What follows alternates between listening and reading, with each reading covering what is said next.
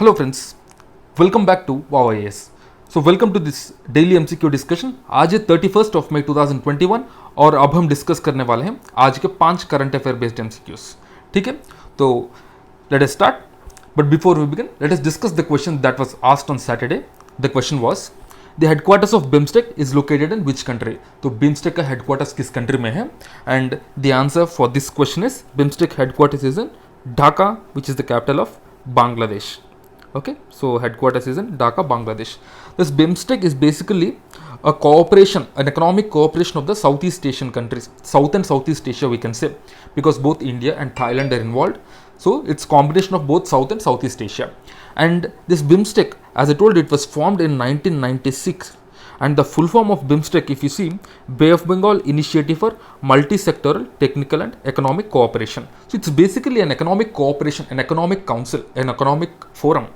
ठीक है, and the BIMSTEC countries, if you see, Bangladesh, India, Myanmar, Sri Lanka, Thailand, Nepal and Bhutan. So these are the 7 BIMSTEC countries. Okay, so this is all about BIMSTEC that we need to know about for the examination. Now let us begin. And one more thing guys, if you want these questions and their solutions in a PDF format, in a structured format, so do visit our Telegram channel whose details I have given in the description. In our Telegram channel you can find all the required information. Okay, now let's start. The first question, consider the following statements with respect to the National AI portal INDI-AI. So if the question is asked what is INDI-AI, it can be asked directly. See here, AI इसका मतलब है artificial intelligence. Artificial intelligence. Now what is artificial intelligence? The intelligence which a machine displays is nothing but artificial intelligence. ठीक है, in short form. And if you see the first statement, it serves as a central hub for artificial intelligence related news, learning, articles, events and activities etc. in India and beyond. Okay. The second statement, it is an initiative of News Broadcasting Standards Authority NBSA. Which of the following statements are correct? A 1 only, B 2 only, C both 1 and 2 and D neither 1 nor 2. If you see the statements, first statement is a very generalized statement and this is the right statement because this National AI portal NDAI, it is a portal which serves as a central hub for AI related news. Okay, so this first one is right, but second one, if you see, it is an initiative of National Broadcasting Standards Authority. This is wrong because it is an initiative of the Ministry of Electronics and Information Technology METI. So इसीलिए the first statement is right but second is wrong. So ये one only is the correct answer. Now we will see some more information about this. So this INDI is basically a joint initiative of MEITY, the Ministry of Electronics and Information Technology, the National E-Governance Division and NASSCOM. तो इन तीनों का joint initiative है. Recently the National AI portal, this INDI, it has celebrated its first anniversary in a virtual event which is attended by 400 about participants. So it's a national level portal. And this INDI basically, it serves as a central hub for the artificial intelligence related news. So it's basically a hub where you can find all the information with regarding to artificial intelligence. So all the important developments in the field of AI, all the learning articles, events, activities, etc., which are happening both India and beyond, because these are the days of artificial intelligence. The whole world is working on the development of this artificial intelligence. So we have developed this portal, and this portal aims to be the thrust of the content. It's basically, it is the powerhouse of all the artificial intelligence, and it will be the content powerhouse in India's backdrop, in the backdrop of India's journey to the global prominence in the artificial intelligence. And it's a single knowledge hub, you can say. Okay, so this is all the important information. Now let's move on to the next question.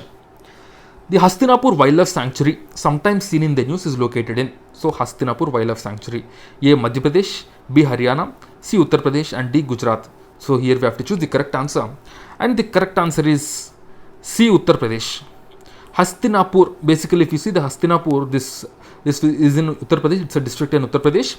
This Hastinapur, in ancient India, it is the capital of the Kauravas. In the Mahabharata, you will find this city of Hastinapur, and it is the capital. It's the capital city of Kauravas, Hastinapur. Okay, so this is about the Hastinapur, and now we will see some more information about this Hastinapur Wildlife Sanctuary. So recently, a fishing ban over a 10-kilometer stretch of the Mahanandi River made the habitat of gharial involate and boar result in the form of 28 hatchlings at Satkosia Gorge in the Mahanandi River, the southernmost point of gharial's home range in India. Okay, so basically a fishing ban was implemented in this stretch of Mahanandi River, which is there in this city, in the Hastinapur Wildlife Sanctuary. So remember, Mahanandi River is located in Uttar Pradesh, okay, and it passes through the Hastinapur Wildlife Sanctuary.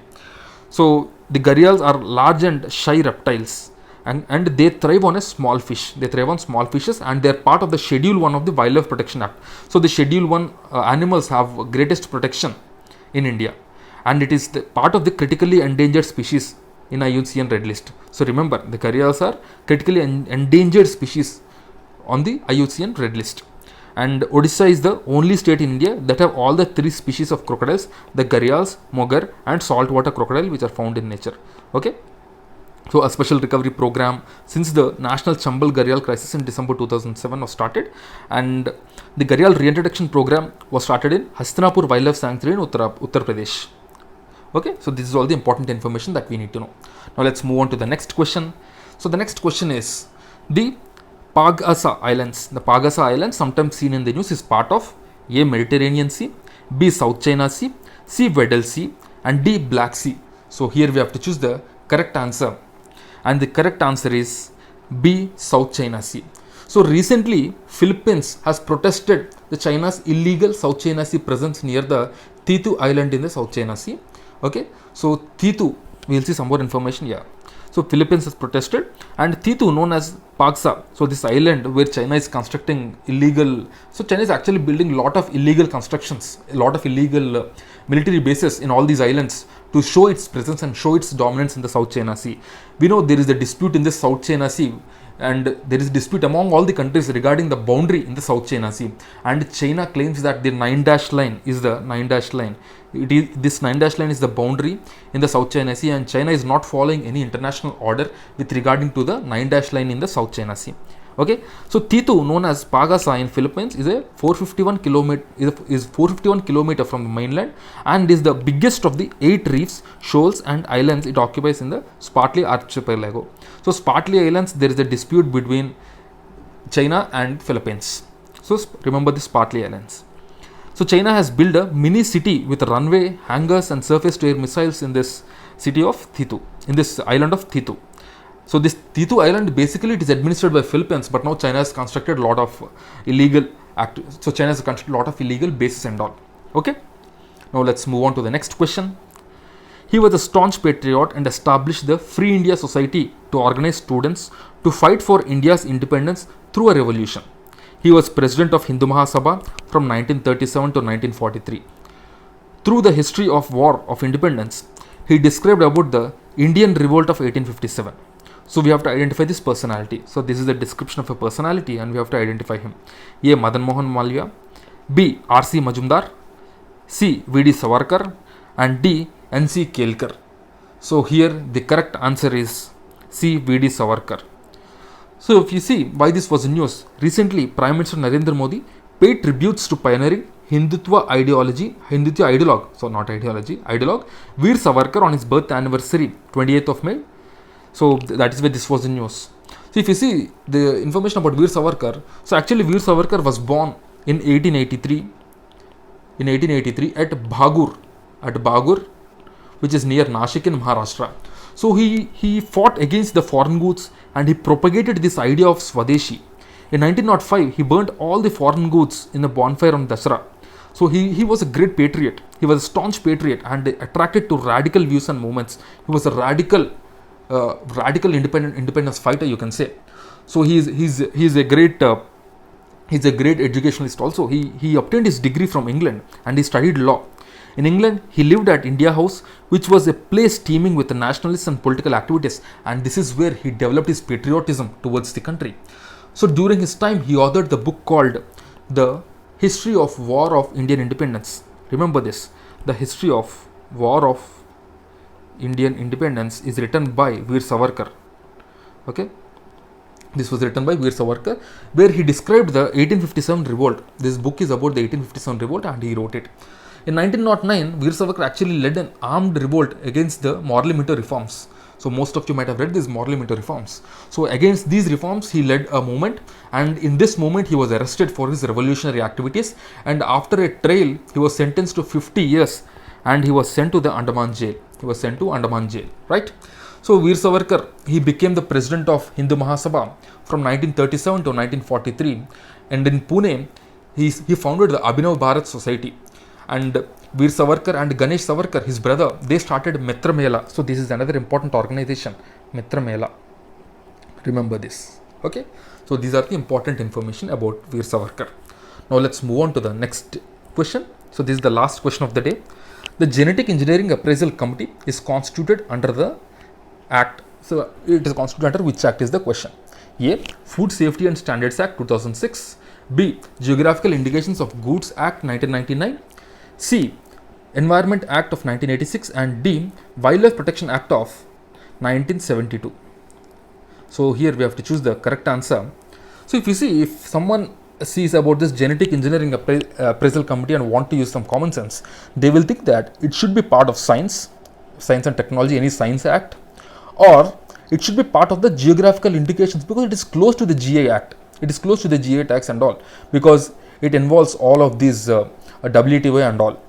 So they will think like that. But here the correct answer is C, the Environment Protection Act of 1986.